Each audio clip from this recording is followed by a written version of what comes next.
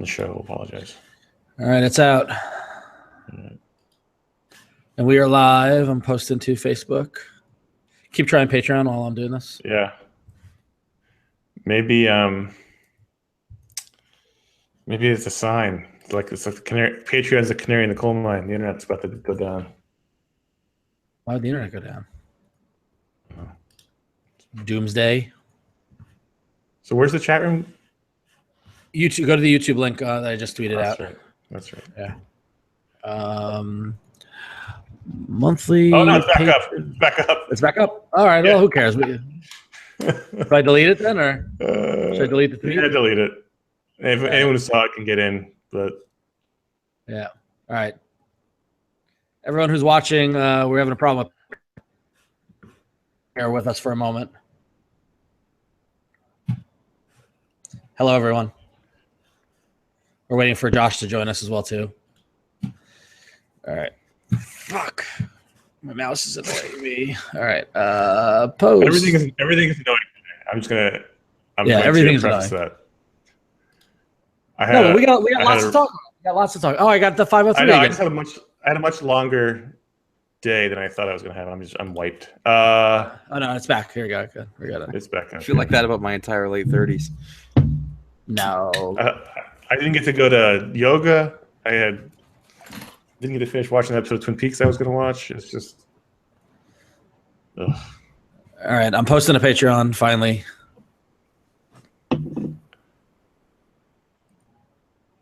Or not. Is it down again? I've got it up. I'm just gonna, but I'm trying to do post, and I just, there we go. Okay, good. Okay. We won't start the timer until we get everything set. Oh wait, there already is the post did go live. Okay. Well, that's weird. Let me edit that. Hey, Jikorjo, Jikorjo. It only went open to everyone because Patreon was down, and we couldn't put the link out to anyone while it was down, but now it's back up. So normally it's a Patreon only thing, but we had to get the link out somehow. So if you are not a patron and you're watching, please consider becoming one. And next month it'll go back to being Patreon. Oh, actually, did we kill the link on Twitter? I killed the link on the Twitter, yeah. Yeah, so it's sort of Patreon only. But I'm going to post it again now. And to Facebook as well, too. Hold on one moment. We'll go a couple of minutes longer. Yeah. Hang on. Can you right. can you post the link for the Yes. I'm not just some guy. Everybody's grumpy today. Everybody's grumpy. I'm not grumpy. Including Ben Affleck. Oh no. Now it will just be the piece of shit that we hoped it wouldn't be, but we knew it was going to be. Should I save it? Josh, go look at Twitter. Wait, no. Yeah, go Up here back. go look at Twitter. You can get the link to the YouTube from there, Josh. I guess that makes sense. Thanks. All right. Okay, and posted to Facebook. Okay, all my social mediaing is done. It's live on Patreon. Okay, now we can get started. I was telling Josh, Connor before you came that I got a text literally 10 minutes ago from Ryan Haupt, who's like, "Hey, I'm at a pinball bar in Brooklyn. You around?" And you were like, "I'm in the other room." No, and I was like, "Dude, I'm one stop away, but I got to do iFanboy Patreon." And he said to me, text Ryan. He said, "As long as you tell the patrons that you'd rather be somewhere else, I'm happy." So patrons, I'd rather be in Brooklyn right now. No, I'm just kidding. I'd rather be here. Ouch. I love you all. Ryan's needy. Yeah. I'm not logged in. You right there, Josh? Oh, I'm all right. Himself.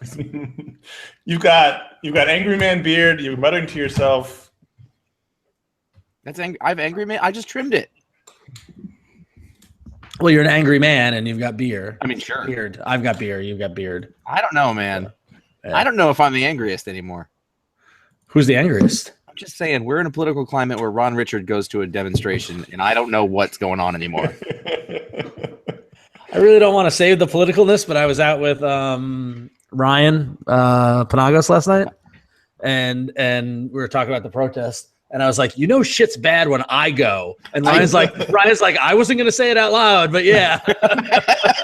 That's what I was thinking all day. I was like, holy shit. There was another thing too, but that was the big one. Yeah, well, it's funny because we'll talk about this a little. Because I think we should not talk about it anymore. No, but we can talk about the protest stuff. I mean, that's fine. So the reason why I went is because both all weekend, both Carrie and I were like, I'm pissed. Are you pissed? I'm pissed. And then Saturday, I was coming home from Long Island, and I was at Jamaica at 5:00 when everything started happening at Kennedy. And I was like, oh, do I go to JFK or not? Right. I was like, I'm right here. I can just hop on the air train and be there and be there. But I'm like, no one's let the dog out yet. We're supposed to get dinner. I'll do. Someone else will go. I'm sure it'll be fine. I'll go. And so I didn't go. So I went back home. And so the Carrie finally comes home. We take care of the dog. We go to get dinner, and we're sitting at dinner. I'm like, I feel really bad. I didn't go to JFK. Should I have gone? And she's like, well, that there's people are there. We'll donate to the ACLU and blah, blah, blah. I'm like, okay. And as right as we ordered, I see everybody gathering at Cadman Plaza in Brooklyn for the hearing. And I was like, oh, they're gathering at Cadman. Should we go there? And Carrie's like, well, do you want to? I'm like, well, we haven't eaten yet. We already put in our order. And so by the time we had eaten, and finished, the ruling came down already, the stay happened. And so we're like, oh, well, it's over. We by the time we got there, it'd be done, whatever. So let's just go home. And so then the next day on Sunday, woke up. I'm like, all right, well, I finished. I published the podcast. I'm like, I literally have nothing to do. I have no excuse. I'm going. So I went. So that's good for you. Yeah. All right. There you go. So are we officially started? What's the deal? Yeah, we started. Yeah, we're officially started. So welcome to the January Hangout. We're normally just for patrons, but because of Patreon being down for a bit, it's open to everyone. So, no, but we deleted it. It was for a few minutes, it was open to everybody, but then we deleted the link. So if you caught it and you're not a patron, congratulations. Please consider becoming a patron at patreon.com/iFanboy. And this is the free, we should do that next month. We should open up to everybody and do a membership drive or something. But anyway. So halfway through. Yeah. or we kill it half, whatever. That would be that's technically difficult. Yeah. So should we lead Ron with the Batman discussion? Yeah, we got a couple of topics to discuss that we didn't run by Josh because we literally have not up until an hour ago. I thought he was still gone. So Josh, thank you for coming back. Yeah, thanks for returning to the land of the living. Yeah, it was. I killed a man. All right, so Josh, Connor, take it away. Okay, so just minutes ago, it was in fact 5:44 p.m. Pacific time, which is about an hour ago. It was announced that Ben Affleck is not directing the Batman movie. He's still going to star as a Batman, but he's not going to direct it anymore. And he gave a statement saying basically the role is so iconic, he needs to focus all of his energy on the performance, and he can't be distracted by the directing. It was the most PR massage statement I've ever seen. I'm gonna put it in the chat room so everyone can read it. In a world of grade A bullshit. Oh, I can't stay long for the chat room. That's prime choice. So yes, we all agree it's bullshit. I mean, man, what the story on that has got to be? Did he just throw his hands up in the air and be like, a great book about the whole DC film world? There's a great book in there. It's going to be a great book, though. In 15 years. Yeah. I think there's been so many just problems. Before Justice League comes out? Yeah. Well, I mean, clearly, I think he's been a bit disturbed by the reaction to Batman vs. Superman. Shall we go back to the sad Affleck meme? He's locked into this contract. Yeah. I think it's been really, from what you've read, it's been a really rocky development experience with the script for Batman. Right. And I think, Live by Night aside, he has a reputation as a prestige director, and I don't think he wanted to have Batman on his resume, especially after Live by Night. That's my guess. So you saw Live by Night, right? I didn't. I did not. Oh, you didn't? Okay, so none of us saw it. Once the reviews came in mixed, I took it off my must-see list. But it wasn't mixed. It would look bad. Yeah. I was like, oh. No, I'm saying the reviews were mixed. I know. Once the reviews came in mixed. When I was looking at Rotten Tomatoes or whatever, I was like, oh, it's a full-blown stinker. That's somebody get him back to Boston with his brother Casey quickly. I think he didn't want this on his resume after Live by Night. That's my guess, because he's holding on to the idea that he's a prestige. You're allowed to have a bad film. He has had only one bad film. So he's still, in my eyes, a prestige director. I think he dropped out for that reason. That's wow. And plus the whole thing being a mess. The whole DC and film world being a mess. That's what I think. This is what I've learned in our many years of covering this wonderful media landscape. There are a lot of fragile egos out there. Are you kidding? The entire media world is built on egos. No, I know, but currency is the only currency, really. No, but like back in the day, like before our time, years before our time, there was egos, but they had balls, right? And the egos now are fragile. You know, like I don't think it's that. I think that they actually just don't have the power that they used to. Like everybody wants to be Warren Beatty, but there isn't Warren Beatty anymore. There isn't Lou Wasserman anymore. That's gone. Everything's too fickle because there's stocks now. There didn't used to be stocks. You know, there didn't used to be shareholders. Quarterly earnings. Yeah, and it didn't used to be that your movie better make twice its budget back on opening weekend. Did you see Sony's earnings, by the way? No. Sony's taking a $1 billion write down on the movie division. That's not surprising. Yeah. What did they do that made that happen? Ghostbusters. A lot of they lose a lot of money on that? Yeah. Oh, yeah. I don't pay attention to any of this anymore. Like, I understand it. Like, if you tell me, I'm like, oh, okay, right. I understand the significance of the different things. I choose not to run. I mean, what do we know? I mean, we're as far. I'm literally as far. No, Josh is literally as far away from it as you can get. But it's a $962 million write down. Yeah, that's a lot. Did they do The Finest Hours? No, that was Disney.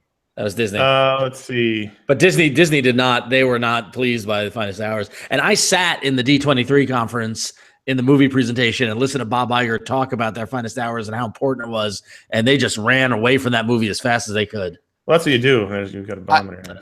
I don't. I mean, it's what's wrong with America. It's a big deal. Yeah. it's a fine film. So overall, we're not really excited about any DC movies. It was asked in the chat room. Yeah, and it was and it came up on the podcast in the latest issue, the latest issue of the podcast. Yeah, no, I'm only interested in DC movies for their train wreck. Yes. Well, they're in prove otherwise mode. Right. They're until proven otherwise. I'm going to assume they're all going to be a disaster. Right. Yeah, there's definitely that. Like, well, Wonder Woman can still be good. I was like, come on, it's going to have to prove otherwise. Come on with the Wonder Woman. Don't give me the Babe and the Woods routine. This is the pig flying through the air in The Simpsons. They can all make good trailers. You can make a great trailer out of anything. You can take any movie and cut a great 30-second to 1 minute trailer. The Phantom Menace example. Man of Steel had a fantastic trailer. Yeah. Yep. So trailers don't do anything for me when it comes to DC movies because you can make anything. So Wonder Woman, I'm leery of. Justice League, I'm leery of. And this stranglehold that Goyer and Snyder have on the DC movies is not good. It's baffling. It's not good. It's just not. It's not great, Bob. You know what? The other day, actually Saturday, I had the TV on mute while I was doing other stuff, and I looked up and The Dark Knight was on, and it just looks great. I didn't even need the sound on, and that led me to go down the Nolan rabbit hole because his movies all look really great. I watched the Dunkirk trailer again, and that's probably the movie I'm most excited for. Oh man, the extended Dunkirk trailers is horrifying. I mean, it was great, but it looks horrifying. It's just like, I back to the Nolan Batman movies. I'm still laughing at the Bane coloring book, Connor. By the way, the Molto Bene is Molto Bene for you.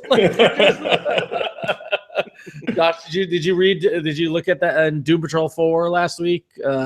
Go Bane down. Coloring book in the back, and it's the Bane from the movies. And it's there are 3 pages of the Bane coloring book, and it's 2 of them are Bane from the Nolan movies, and one is him doing archery with a little girl, and the other one is him as Making a pizza.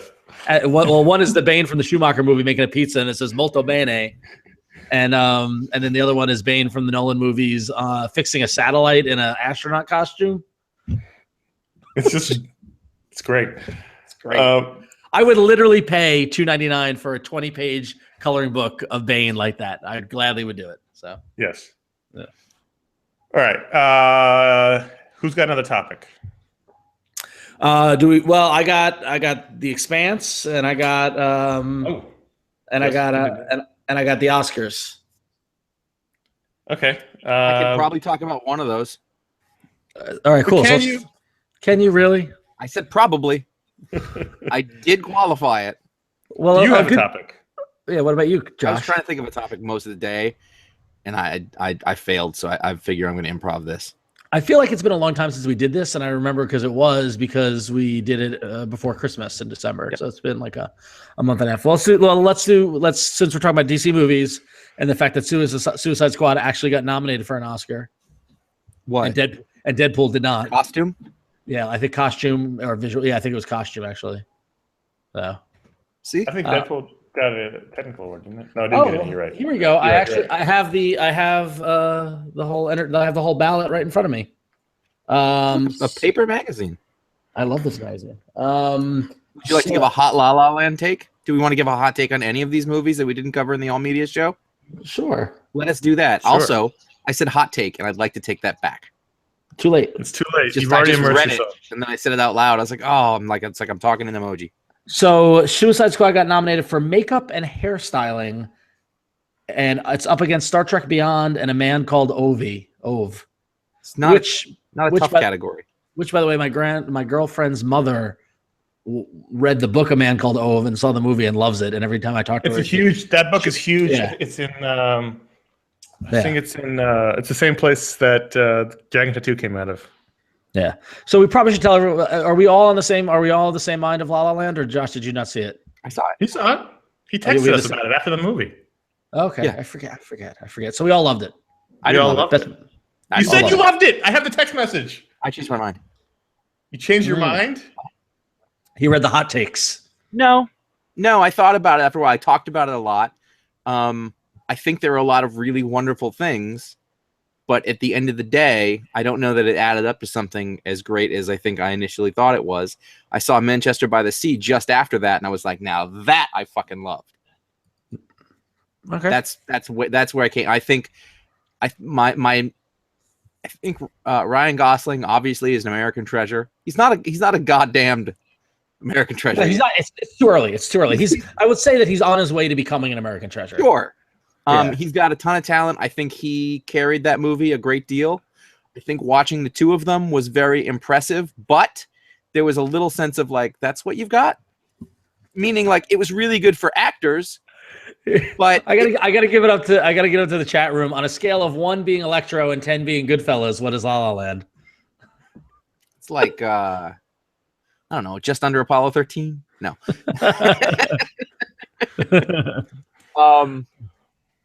It wasn't quite like at the end of the day. Like I didn't want to see it again. I stopped thinking about it. It bothered me because at the end I thought, oh, I've accomplished nothing in my life. That's what I walked out thinking. I had a complete mental breakdown because of that. Well, that's your fault. That's your fault. That's your own baggage. Totally. Yeah. Like the other side of it, I went and I saw Manchester by the Sea, which I didn't expect to like. And I'm like, the whole time I'm like, I wonder if I'm going to be thinking about the fact that Casey Affleck's an asshole. And I wasn't. I was fucking riveted. Like I didn't look away once. It went by like that. The credits roll up, and I heard at least 2 other people go, Jesus, thank God that's over. And I was like, are you people kidding me? Over. I was in New Hampshire. All right. Well, we're gonna save our Oscar picks. How about we save our Oscar picks for the next Hangout? Yeah, we'll have to do it right for the Oscars. I'm trying to look at the calendar. Or something. The Oscars are the 26th, right? Yeah. So why don't we do like a week before the 20th? Yeah, it's also a holiday. It's President's Day, but we could do that. Yeah, whatever. Let's do a week before. We'll do a whole Oscars discussion. Yeah, and that holiday's bullshit now. So you want to talk about The Expanse then? Well, no. Let's talk about movies a little more. To keep you want to talk about your La La Land? If you tried it out at Josh, I mean. Well, yeah, no, I think it's fantastic. I loved it. I thought it was. I saw both La La Land and Manchester by the Sea, and Manchester by the Sea made me want to kill myself, and La La Land made me want to go run out and dance in the street like Gene Kelly. Yeah. Why was that first scene in there? What first scene? The first scene in La La Land. What was the point of it? It was an opener. It's a musical opening. It set the stage. So if you're doing a musical, then it doesn't matter if your thing has anything to do with the story. Absolutely. Yeah, absolutely. It's about atmosphere. It creates the world. Yeah. Have you seen? Did you after Debbie Reynolds passed? Did you not watch Singing in the Rain? I brought the disc up and it's sitting there. I just haven't done it Okay, yet. go watch Singing in the Rain. There is an entire 20-minute number in the last third of the movie that has nothing to do with the plot. Literally nothing to do with it, and it's glorious. Make them It's laugh. about setting the stage of Los Angeles, and the whole song's about moving to LA and trying to reach your dreams if you never will, and that's the whole point of the movie. I get it. Now, what's funny, Connor, is that I read that they were gonna cut it, and they decided to keep it in or whatever. And I think that without that, that scene makes it because it says That scene jolts the movie with energy right away and tells you exactly what you're in for. Now, here's the thing: is that I've been listening to the soundtrack a lot. And the soundtrack starts with a lot of energy, and then the second number's got energy, and then it goes off the cliff. Like entering your 30s. I would have liked another number, and I know the epilogue kind of is like a sweeping kind of everything, but I would have liked one more. Spoiler alert. Yeah.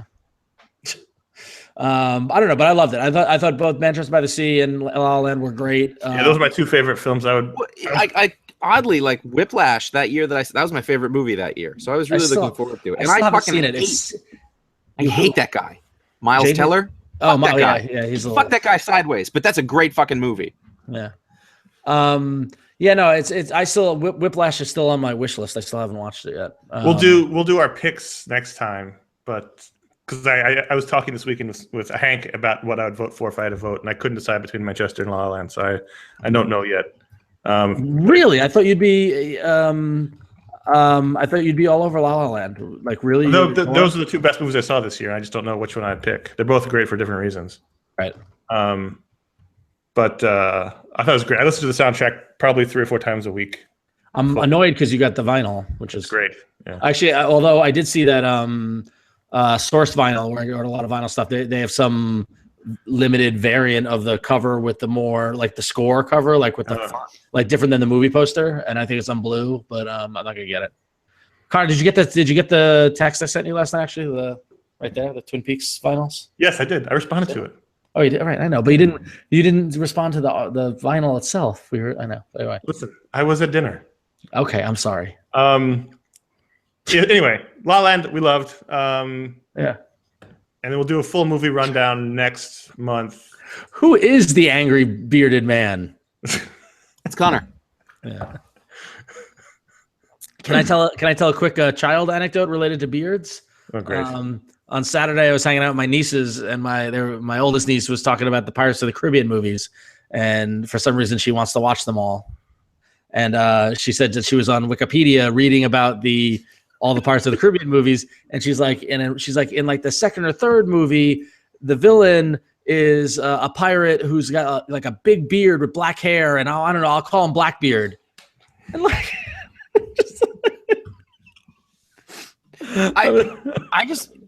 I took something else out of that story than everybody else did, but I realized that when we do the audio show, people don't get to see you make that face you make, which is and she said, there's I don't know why. Like I can hear it. I don't need to know that it's like, I know that it's happening. Yeah. But I just saw it and I was like, oh, they're all getting this. This is great. Well, my disdain. Mm-hmm. But every now and then, I remember enjoying the first Pirates of the Caribbean. More gore, less Verbinski. More gore, less Verbinski. and the first one is legitimately fun. Yeah, It gets diminishing returns every time. Did you know there's like 9 of them now? No. Oh, they're on like 5. Furious, they're on 5. Yeah, like it's funny because I know we're stuck in like trilogy land, but like with Fast and the Furious, we're getting into we're just gonna make like 90 of these movies. That's what you do now. James Bond seems to make money no matter what a piece of dirt it is. That's a good point. That's a very good point. Why don't we do that? Yeah. Why do we keep thinking of new things? So The Expanse, Ron. very excited tomorrow, or no, is it Wednesday? When is it? The first? Wednesday. Yeah, so Wednesday is the season premiere of season 2 of The Expanse. It's really just this is just a free advertising for everyone should go and watch it or read the books. You're like on Expanse high right now because you just finished the latest one. I did, and I'm annoyed that you're waiting for the. Okay, so Josh, this is what you don't know about. Okay, so this mother effer over here gets me hooked on this book series, right? I'm aware of the particulars. I think he buys me the first book for Christmas, gets me hooked. Last year I read all 5 books. I get to the point where I'm waiting for the new Expanse novel, waiting for it. Comes out in December. I purposely didn't buy it in December because you don't buy yourself anything, you wait and all this sort of stuff. And he doesn't get it for me for Christmas. I didn't know you didn't have it. It's hard to keep back. And so then I buy it myself and I read it. It's great. Oh my God, it's great. I'm texting him about it and all this sort of stuff. And then I was like, where are you? And he's like, oh, I haven't started reading it yet. I was like, why not? He's like, I'm waiting for the paperback. I was like, why are you waiting for the paperback? He's like, well, because I started in paperback and I read them all in paperback. So so I need to read this one in paperback, and the paperback doesn't come out until like August. Right. So now I got to wait 8 freaking months to talk to him about one individual thing in the book that I want to talk to him about. It's all on my shelf. They have to all be the same. Can't you buy the digital version and read it for now and then just get the paperback version and put it on? Why would I waste money? I'm already getting the one. Why would I waste money on the other one? Josh? Hold on. I got knocked out or something. All right, forget Josh. Anyway, Ron, explain. Okay, so explaining what The Expanse is. So the Expanse is a series of novels that are written by George R.R. Martin's 2 assistants. One assistant? Isn't it 2 writers that then 2 writers, but one of them is the assistant. One of them is George R.R. Martin. Still the assistant? I'm sorry? Are they still the assistant? Because it sounds like they're quite successful now. Well, yeah, that's what I mean. That's funny. I mean, is it? Yeah, I don't know if they still are. But at the time of the book coming out, one of them was George R.R. Martin's assistant. Okay. They are a science fiction novel series that is written in the same style as Game of Thrones, where each chapter is from the point describes all the clothing of the characters at great length. No, but each chapter is told from a point of view of a certain specific character, and it goes back and forth between different points of view. So it takes place in the it takes place in the future, but not like, Aliens future. It's basically a world where Earth is united under the United Nations, which is hard to believe sometimes. And constantly, really. Yeah, and they've colonized the moon and they've colonized Mars. Mars is actually its own independent state. And then also there's a whole series of space stations all in Saturn's belt and there are mining operations where they're bringing big chunks of ice from Saturn's belt in to the stations and to Mars and stuff like that for water, right? So what you've got a geopolitical landscape that involves Earth, Mars, and then the people who live out in the belt. They're called the Belters. Belters. Yeah. And they're kind of like they're the I don't want to say refugees, but they're like a lower class. Well, they grew up. The people who grew up in the belt are physically different. Their bodies are different. They didn't grow up in gravity or natural gravity, so they are. They're taller. Their bones, mature differently. Never having experienced gravity and all this sort of stuff. So that's when the book starts. And then there are 6 books in the series so far, and the first book starts this kind of flashpoint where somebody tries to start a war between Mars and the belt. And there's also a faction that's kind of like a PLO-esque faction in the belt called the OPA, the Outer Planets Alliance, that is like fighting for sovereignty and fighting for their piece of the table. And so this kind of a ship gets blown up, and that becomes the start of it. And there's this ragtag group of miners. Yeah, they're water miners who happen to see the ship get blown up and then become kind of like thrust into the middle of this whole political thing. And they have a ship, and it's awesome, and they have adventures. But the great thing it's been 6 books. The books are super long, so it's going in all kinds of weird directions you never would have imagined from the first book, and it's all very geopolitical and. There's a lot of action. There is an alien component to it. There's an alien thing kind of emerges, and there's a mystery around that. There's also a character who's a cop who's kind of a noir-esque kind of, and so whatever. So the 6th book just came out this December, but then Sci-Fi adapted into a TV series, and season 1 was last year. Season 2 is about to start on Wednesday. And it stars Thomas Jane as that noirish cop. Who he's actually great in it. Like I'll give him credit. He's fantastic. And yeah, it's it covered like the first half of the first book. Yeah, the first half of the first book. Yeah. So. I thought the TV series was okay. Yeah, it's okay, but it started off really slow. It got much better by the end, but it's hard to start slow because you lose people really quickly. And I don't think they did it the best they could have. I've described it as if you like Battlestar, you'll like this. But this is a couple of notches below Battlestar. Yeah. But given that Connor, you got me hooked on the books and I fell in love with them. I like seeing it get played out. I did make my girlfriend watch, didn't make her, but I said, I think she really liked Battlestar. So I was like, okay, you might like The Expanse. And so we've watched the first 2 episodes. And the slowness did get picked up on, but like after the first one, she's like, "Oh, this is tense," and she liked it. She doesn't like Thomas Jane, ironically. But did you tell her the peeing story? What? No, I didn't. Peeing story? I think I've told her the peeing story before, but I'll tell her it tonight though if I didn't. But and it's not that she doesn't like Thomas Jane; she doesn't like the character, the group. Good, because what you said before didn't make any sense. Right? No, I know Thomas Jane he's a national treasure. There are levels developing. Sure, yeah. Oh, yeah. I want to acknowledge that. Just want to keep it in mind so that we will say something that sounds like it's just random or esoteric. It's not. No. National treasure, not the same as goddamned American treasure. Right. And this is Hero of the Rebellion. This is where we get into the Tom Hanks portion of the Hangout. But Tom Hanks is a goddamn American treasure. Goddamn American treasure. Yeah. So I watched Volunteers last night. Really? And he are terrible. Oh, really? It's a bad movie. He does the whole thing in like a like that's his father. He does the Mid-Eastern accent. No, I couldn't think of the word, but his father is played by George Plimpton, and he's a rich kid who like graduated. He does the Mid-Atlantic accent of like the Cary Grant era, and it's not good. Speaking of George Plimpton.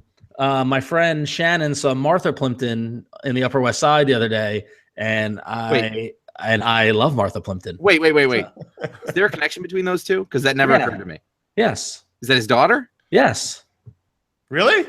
Yeah. I had no idea. I'm pretty sure. Let's find out. I'm pretty certain that she's. The scale of Electro to goddamn American treasure is a pretty high-end scale. Oh, no.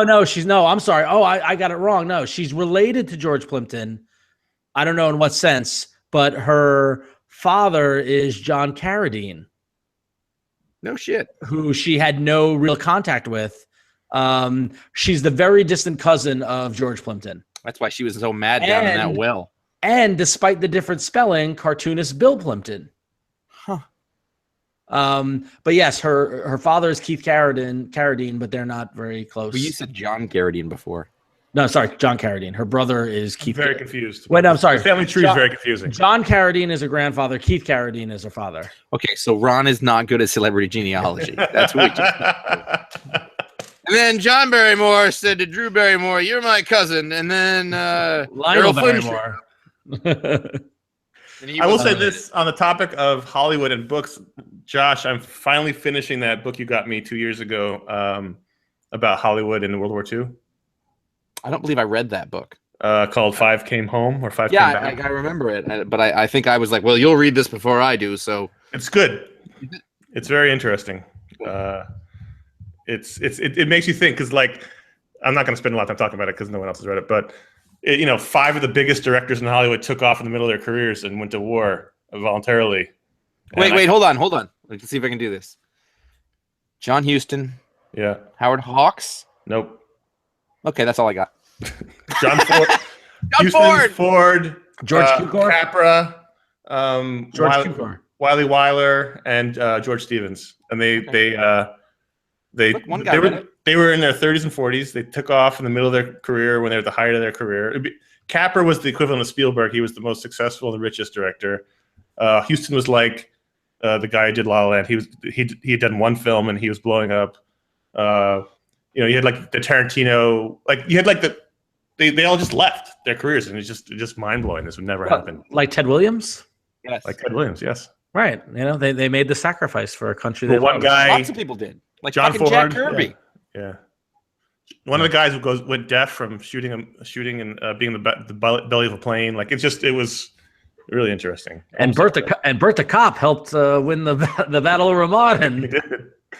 Well, the first movie Capra made when he got back from the war was It's a Wonderful Life, and it bankrupted him. So to bring it back around the other way, then, if we're talking about the fact that egos are a problem today, Connor just mentioned a book that would completely back up what you said. Yeah, true. That motherfucker's not going again. Yeah. There's nobody. There's no A or B directors who are like, all right, I'll go. Yeah. All right. I'll give up the equivalent of $7 million a year to go fight in a war. Nope. Jeez. All right. Worst Tom Hanks is not Bosom Buddies. No. Bosom Buddies was awesome.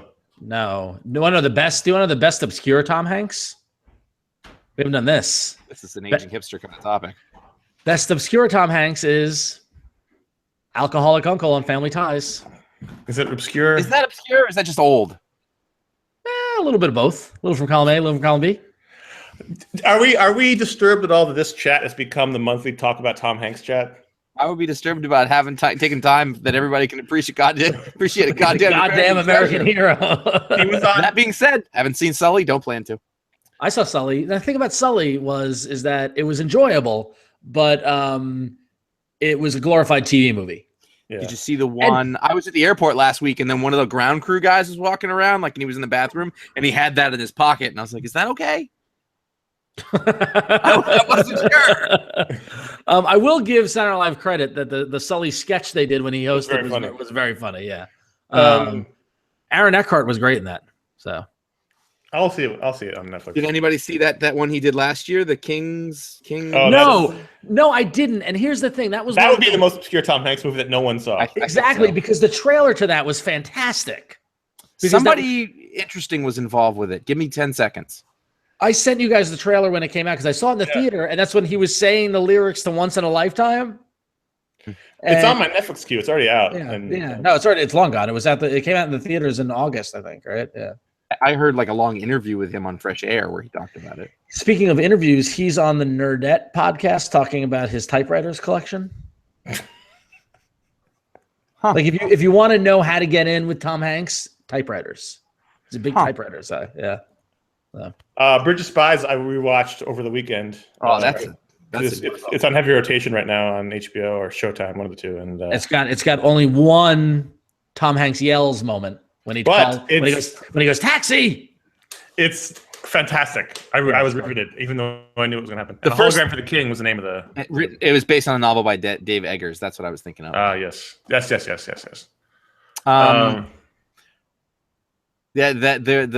whole first segment of what's the movie you were just talking about? Hologram for the King. But Bridge of Spies all took place in my old neighborhood. Yes. And I was like, oh, they gussied it up to make it look like the 50s, but that's where my dog shits. Previously. Great movie. Move on from Tom Hanks. I love him, but you brought him up. I know. I was going to ask for book suggestions, but I'm reading the Twin Peaks book. So you finally started it? Yeah, and I'm sick. The fact that I opened this book and the first entry in it is from Meriwether Lewis's journal. Yeah. I was just like, oh, this is fantastic. How far into it are you? I'm just on Meriwether Lewis. Okay. I literally just started it. So. It's fantastic. So everyone knows, I'm sure, if you listen to the podcast, Ron does Damn Fine Podcast, which is about Twin Peaks. And so I'm going to record my second season episode this week. So I've been catching up on the second season because I hadn't watched it in a while. And I'm watching it. How many episodes are in a season of the show? The first one had 8 or 9. The first one had. It's not a lot. No, it's 22. It's a full order. Yeah. The second one had full order. Well, the thing about it is that we got to get 22 episodes done by 22 episodes plus the movie plus the books done by May 21st. It's a lot. So it's a lot. So Connor, I've been catching up on my second monitor at work and actually my third monitor at work. And it not a good idea to watch because I'm recording. Right, I'm recording in my office. I'm alone. It's nighttime. Yeah. It's dark out, and Frank Silva's a disturbing looking individual. Second season it's right off the bat. The first. Did you get to the climb over the couch shot yet? No. If I did that, I would be recording. Oh God. And you're recording holding a handgun. Connor, 15-second pitch for someone who's never seen Twin Peaks and knows nothing about it. Twin Peaks is a murder mystery in a small northwestern town, and FBI investigates a murder of a young girl. And even out like there's more under the surface. Yeah, more, it's David Lynch. Yeah, David Lynch. So I just show him that scene with the also throwing rocks or something. On. In the chat room, they're asking if they should watch it before the new season. Yes, you should not watch the new season without watching the first two.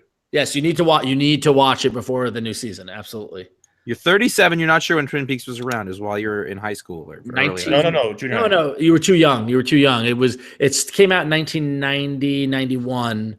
So while we were in high school. And we were in junior high. Yeah. I started watching it in 7th grade. Finished watching it in 8th grade. I should not have been watching it. Yeah, that's true. Also, we didn't say aliens. We did not say aliens. No aliens. I didn't say no aliens. We said we didn't say aliens. We didn't say aliens, yeah. So, and then I saw the movie in the theater when it first came out. I didn't see the movie. I'm a bigger Twin Peaks fan than you are. So I saw it last night. I saw Twin Peaks Fire Walk with Me, which is the movie. I saw that. You've never seen it? I seen it, but not in the theater. I rented it. Oh, okay. Yeah. And I really think I blocked what I thought of it, Connor, because I haven't watched it since then. Like, it's disturbing. It's really disturbing. It's heartbreaking, but it's really dark. Really, really dark. Good David Bowie though. He's great, and so is Chris Isaac. Yep. And Kiefer. Good. The first act with Bowie, Chris Isaac, and Kiefer Sutherland is great, and then it gets different, then it gets to heartbreaking. Yeah. Yeah. Let's see. But yeah, no.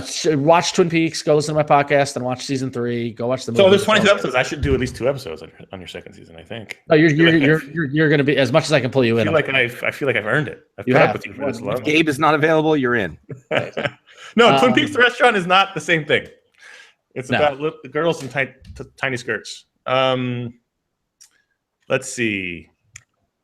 So American football didn't come up in the 2016 roundup. Did you guys not care for it? Yeah, the record's all right. I never liked American football originally. They're an emo band, guys. Oh, okay. I did use a song from the new record on a podcast when it came out, like the "I Needed a Drink" or 2 or 3, I think was the song I used. It was right around the election, I believe. I mean, I never cared for them when they were first out, and I mean they're all right. I just didn't love them, and the new record's fine. So there you go. Is it because of their name? No, I mean, well, yes and no. No, it's fine. It's very like, so when you're talking about emo, right? There's a spectrum, right? And there's very much the quiet, plinky, atmospheric emo, and that's where American football's more on. And whereas I like a little more oomph and a little more energy to it, like Texas. So like on that spectrum, I'm more on the Texas is the reason side than I am on, and the thing is that like, Kinsella's, both Mike and Tim Kinsella, I think are great musicians and songwriters. And Cap and Jazz is one of my favorite because there's like so much energy and freneticness to it. And then American football was just like really chill, and you could tell like he started smoking weed and all whatever. Whereas I like Joan of Arc more than American football because Joan of Arc is just fucking weird and is like, it's almost like David Lynchian in terms of how Joan of Arc likes to fuck with you. But yeah, so there you go. I feel like Josh, sometimes Ron makes all this up. No. I followed him completely. Actually, thank you. Yeah, but I know what he's like. Emo. The emo label's useless because sometimes it's that plinky or the twee shoegazy. I know they're related. Yeah. Like you couldn't tell a shoegazer and an emo guitar player from a distance. You'd be like, no, well, yeah, but emo as a term definitely is maligned in terms of what it what it originally meant versus what it became to mean, and then what it got co-opted to mean. And I don't think the people who were called that originally wanted to be called that. No, nobody did. Nobody did. Yeah, nobody did. So yeah. And that's the thing is that like, I mean, like for me, emo always, I know what I was going to say. I mean, it was just emotional, and so like it started in 1985 in DC with Rites of Spring and Embrace. Right. And that's what I was just reading about. Yeah, exactly. And then I listened to Embrace. Embrace is great. I didn't realize that was Ian MacKaye until after. Oh, really? Because I listened to it like 2 or 3 days ago, I was like, all right, Ron told me to listen to this. At first, I was like, eh. And then a little while, I was like, oh, that's unexpected. I didn't think what it was. And then like a few days later, it came up in the book. And I was like, oh, shit, I didn't realize what that was, which was fun, which was way more fun that way. Yeah. To sort of go backwards the other way. But and actually, Dagnasty is lumped into that whole thing because, like, if you look at, because what happened was that now I'm off on a tangent. We've lost Connor. But it's about time I got a shot at this show. Yeah, exactly. but like what happened was that all the lyrics and like all the energy of hardcore and like DC hardcore, like 80 to 83 was like rah and I'm angry and yelling and I'm yelling blah blah, and then in 85 everybody kind of grew up a little and it was like, you really upset me and I'm hurt and I'm going to tell you why, right? And like and that's the thing is that like that's the kind of that's the not stuff Rollins. But everyone else. No, well, Rollins left for Black Flag, and he was punching people, and that was all that. But it was definitely more personal, And then in the late '80s with Fugazi, and then the rest of Discord, it became more art-y, like more artistic than like really like gaping open wound. And then emo in like the early '90s led to more like math rocky screamo kind of, like really intense kind of, like Dial It to 9, kind of energy, but like hard to listen to. And then the mid 90s when Texas and all those other Braid and all the other bands brought melody back to it. And that's got it more kind of commercial. And that fed the 2000s resurgence. Cause all those kids in the 2000s who were on alternative press and MTV and all stuff like that listened to the shit in the 90s. So there we go. I'm tired now. So you're not going to do an emo podcast then? No, because my good friend does an emo podcast, and I don't want to, encroach on his territory. If you like emo, if you want to hear more about this, go listen to Washed Up Emo. That's a good podcast. He's got it covered. So, all right. Besides, it's exhausting. But right. Josh, you should listen to Cap and Jazz. They were great. Throw it on the fire. Yeah, I'll send you the link. I'm burning through material here. Yeah. How do you feel about Captain Geach and the Shrimp Shack Shooters? Captain Geach and yeah, man. Captain Geach and the Shrimp Shack Shooters. I both really like him. I'm coupled by the word Geach. Clint Howard. Any questions in the chat room? We have probably 15 minutes. 20 minutes. 15 minutes. Q&A time. Give you 20. Give you 20. We'll give you 20. Unless you suck. Or we suck. That's Josh, is it cold where you are? Oh, can I quit? Oh, wait, I'm sorry. Before of course it's cold, Connor. Going back to Twin Peaks, I was editing an episode of Twin Damn Fine Podcast today. And as part of the show, I talk about the ratings the TV show got. Uh-huh. And inadvertently, I went, but it was like Tom went into the story, and I'm like, no, hang on, we got to do ratings, and like, and then there's a moment of him quiet because he doesn't get it, and so then I just move on. So, oh boy, we cannot give your dog a superpower unless your dog is a patron. Yes. Come on. However, we have standards. That happens. You got it.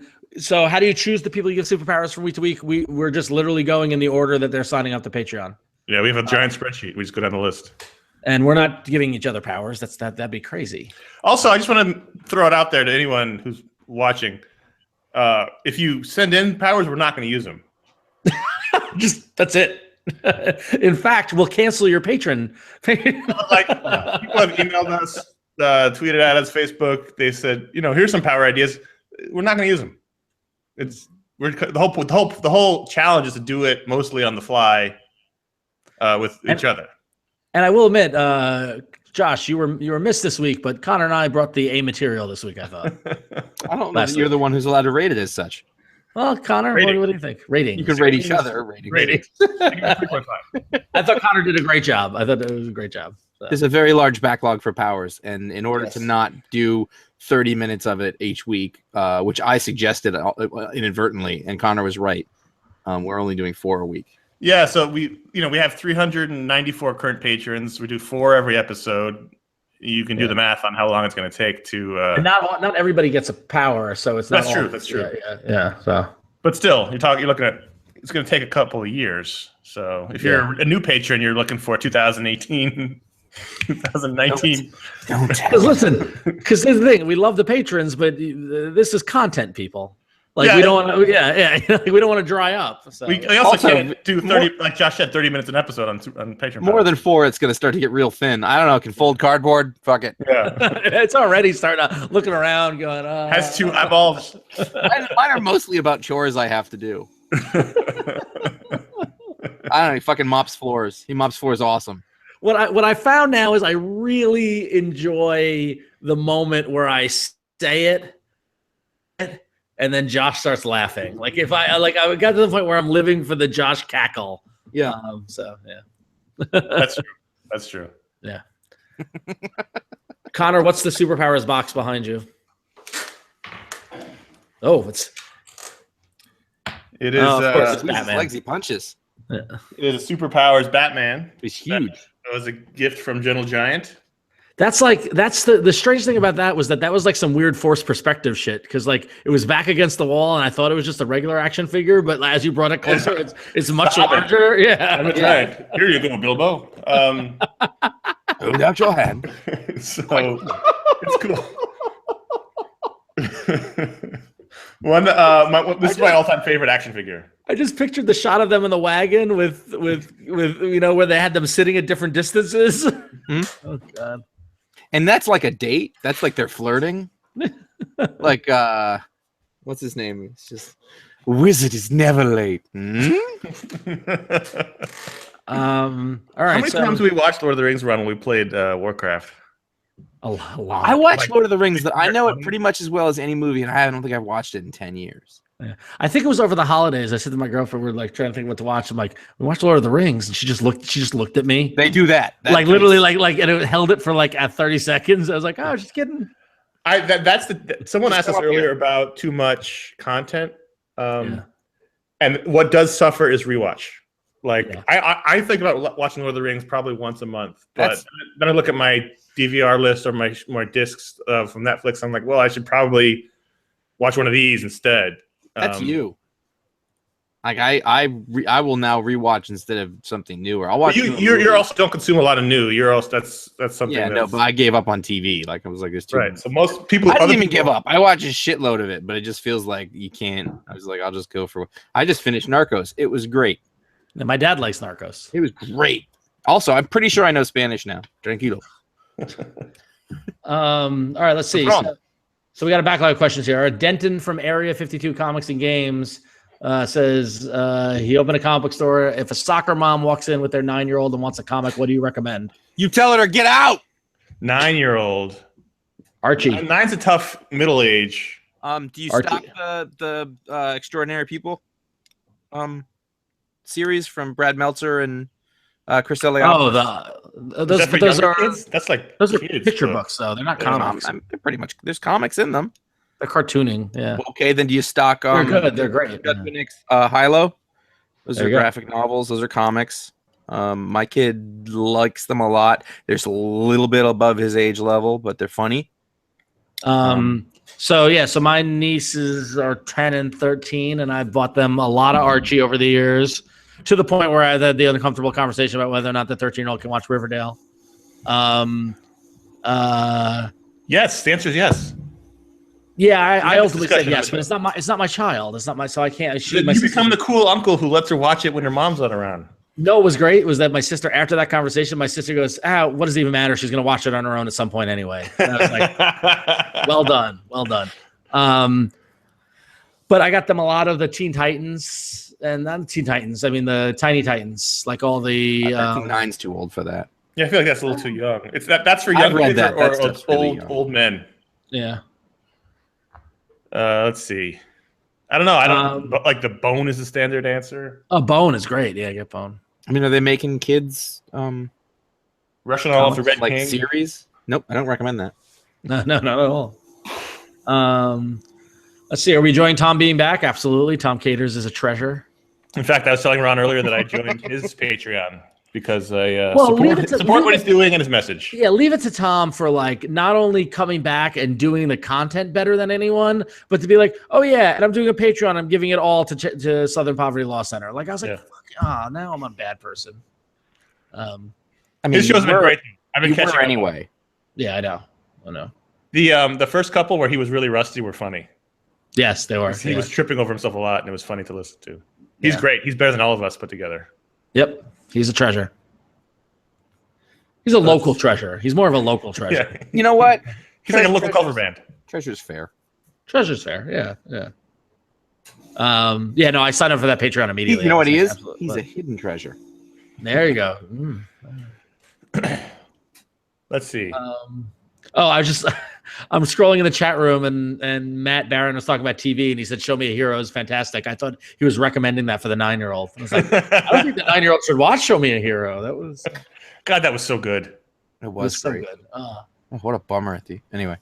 Did you listen to the Casey Affleck on Maron interview? I did. When he said he tried out for Llewyn Davis? Yeah. I was like, oh no, that would not that's Oscar Isaac, goddammit. No. One of my kids' best friends, his mom, Lindsay was over like on a play date, and she was like, "We saw Manchester by the Sea last night and love it." She goes, "I can't watch anything with him." And she's like, "Oh, is it because of those stories?" She goes, No, I went to high school with him. He used to bully me for years. He's an asshole.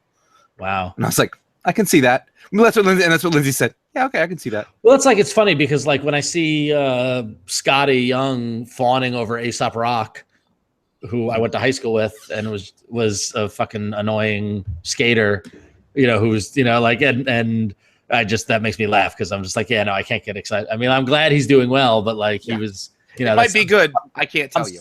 I'm sorry, Aesop Rock. I'm sorry, you're Ian Bavitz and you worked at Dairy Barn until you were 19. I'm glad that you're a successful rapper now, but like you still worked at Dairy Barn.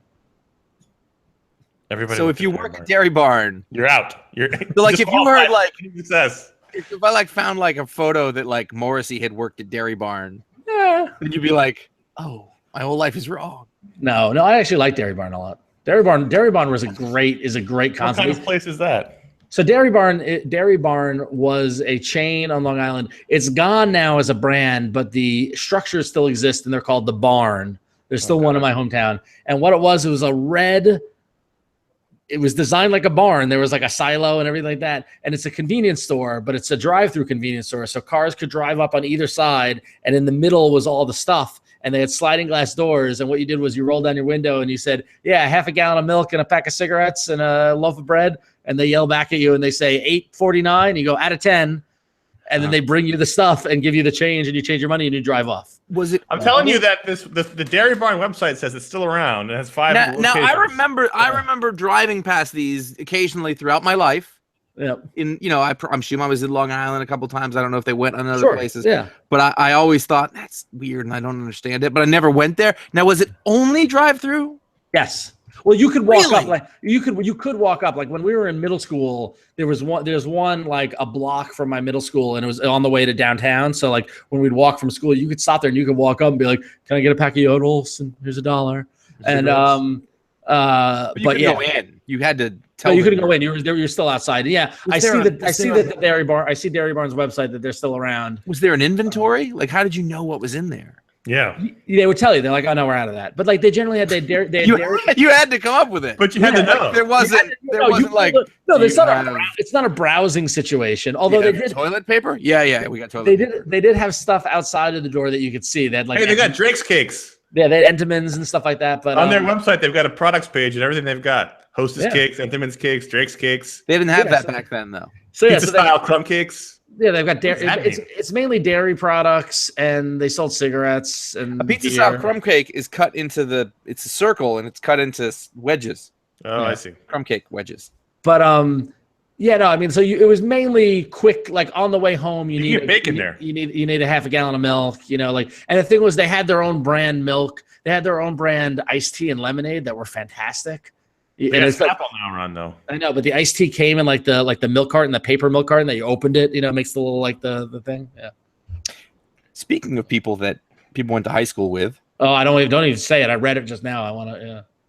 My brother. Now he's Satan's henchman. Good job, Matt. My brother. I love Radicalized Ron. By the way, isn't it the greatest, Connor? It's disconcerting. For years it was. I don't care. I don't want to talk about it. Because see, what you don't understand, Josh, what you're unaware of, Oh yeah, is that there's a Don't secret. tell him. Slack Don't tell channel him. Don't that tell Ron him. and I talk about politics all day long on that you're not in because you don't want to talk about it. So he and I talk about it all day long. So when the election happened, we decided that we needed to shelter. We need to give you your space, and so we created a safe space for us. You can join if you like. It's okay. But yeah, It's literally all day long. I can't. It's too much. I can't. it's just it's I won't. I can't. Ron, I can't have it. I can't have Ron, it. I just what is can't your have it. ratings on Dairy Barn? Your rating. Rating. Oh, on a scale of 1 being Electro and 10 being 7-Eleven, Yes. Dairy Barn was like an 8. I'm really confused by that. It's that Electro just doesn't mean anything. Or Electro means everything. Here, I got What one. what if 1 is Dairy Queen and 10 is Electro? Well, Dairy Queen is just That's My, why it's 1. I'm going to tell a story. Very Okay. short story. Just before Anna Kendrick got famous, she was in something. My younger brother was like, I used to sleep with her. Jesus, really? Yeah, because she grew up in like Freeport or something like that, just down from where we were. And it's just like one of the girls that he used to sleep with. And Nice. now she's really, really famous. By the way, so Ben in the chat room just said I used to work with the woman who was the real daughter from the movie Not Without My Daughter, and did not look like she was related to Sally Field. My mother loved that movie. Like for years, we talked about Not Without My Daughter. Movie? Well, yeah, it was. I think. Yeah. Movie. Okay. I don't Ratings. know that at all. Do we regret committing to the Rebirth ratings? I think at this point, yes. Yeah, because the event is over. I mean, the event was Also, June. I haven't read a good book in quite some time. Yeah, they've been bad. We liked the one. That one book. One I of the thought the four. Atom was okay. The Atom one. We liked the Atom one. It was Yeah. fine. But it was They've still- gone to the well with it too much. They need to move on. So, but that's just me. What do I know? Ratings. I honestly, the Electro thing has taken a life of its own. Should that be one of the new T-shirts? If 1 is Electro, ... On a scale of 1 to 10, 1 being Electro, and it's just the Electro head, the mask, like the lightning. Maybe. Oh man, that's funny. That's actually not a bad idea. All right. We got 5 minutes. I can Yeah, answer that guitar question quickly. Go for it, Josh. Go for it. What's my next guitar purchase? My 40th birthday is coming up. No, it's not. It is. You shut your So I'm mouth. trying to like pick out something that I would want to have for my birthday, and I'm between like a Gretsch, or like a cheap 335, probably not a Gibson, or maybe a Reverend Manta Ray. I'm not sure. Leaning towards the Gretsch, but it's the most expensive. I'm not sure if I know what to do with it. So if 1 is Electro and 10 is the Gretsch, where would you Is put it the Gretsch- Manta Ray? Go ahead. I'm going. I don't know how to answer that because I'm still trying. Is the Gretsch a hollow body? Give me hollow body. Nice. So yeah, that's like what Bernard Butler plays. Hey, we picked up a patron during the show, by the way. What? Oh yeah, I saw we got a new patron. Hopefully he's watching. If you're the new patron, what's the patron's name? Jonathan. Jonathan. By the way, Mona. what is the Samantha. what is the Fat Cats joke from? Angela. What? What? Like the fat cats down on Madison Avenue? Yes, thank you. I don't know. I can see it. I It's can like a Paul hear. Rudd joke. It's cadence. kind of like a... Like the Fat Cats down on Madison Avenue, right? I mean, for all I know, it could be like Married with Children. Yeah, it's because It's just been in my head forever. yeah, But there's because he's trying to get somebody's attention. right. And if you search the fat cats down on Madison Avenue, nothing comes up. Really? Yeah, so it's just like you're saying it and you're trying to have the people across the restaurant hear you or something. Right. We I'm may not have going made to it do that. Like the fat We may cats have down made it on up. Madison Avenue. We may have made it up or added the Fat Cats possibly or Madison Avenue. Yeah. It's gotten to the point where a lot of these references are so obscure, I don't even know what they're from. It's not even obscure. It's just nonsensical. Yeah. No one even mentioned the who's your boss joke last We week. were 2 weeks ago. super against rich people for a while, and that I think, Rich people. I think it was proven that we were prescient on that one. So scale of 1 is It was Electro, Mustache 10 is New Squirrel with rich Frontier. What is DC Rebirth? It's 5. Oh God, I was gonna say 2. If 10 is New Frontier though, Right. it's really far from that. Yeah. But it's better than Electro's better than Rebirth. No, well, that's the beauty of it, is that you don't know why Electro is good or bad, or if he is good or bad. It's up to you and your heart to decide if he's good or bad in this. And like, not only many of you listeners, but also Josh and Connor have asked for clarification, and I will never tell. I don't think it changes. I don't think you're the holder of that key anymore. I think it's out there in the world for the people to decide. Moving to San popular scale. Lower Haight, Ryan, or Hayes Valley. So the places that you're most familiar with. No, that Lower Haight was literally voted the best neighborhood in the city like every year for the past 5 years. Well, then he must be one of those fat cats, rich people. All right, 2 minutes. Let's get a good question. Yeah, good question. No, Ryan, Mission is good. Noe Valley's nice. Coal Valley. You got to shovel coal in Coal Valley? It's COLE, not COAL. Well, he's not going to like that. No. Speaking of cold, it's freezing. It was 70 degrees today. You son of a bitch. It was cold in San Francisco all last week. It was like and I heard 50. About that. It was like rainy. Yeah. Did you eat anything good when you were in San Francisco? Not really. I was at a lot of work events, so it was a lot of like, here's what we Awkward have. mingling? Did you get ramen or no? I did get ramen one day. It's all I wanted to do. Where'd you go? Just the place that was near my office, which is Ramen Underground on. Oh, Ramen Underground's good. On yeah. Kearney. It was in the ramen district. Yeah, down in the ramen district. By the way, that's another. It's 20 years now, and I've been doing that. I do that all the time. I do that all the time. Yeah. Yeah, Simpsons. Yeah, Hank Scorpio. Yeah. Yeah, Hank Scorpio. So Josh, if 1 is Electro and 10 is awkward work events, how would you rate your trip last week? Ooh. It's like a 5. I'm actually like, I'm getting really good at it.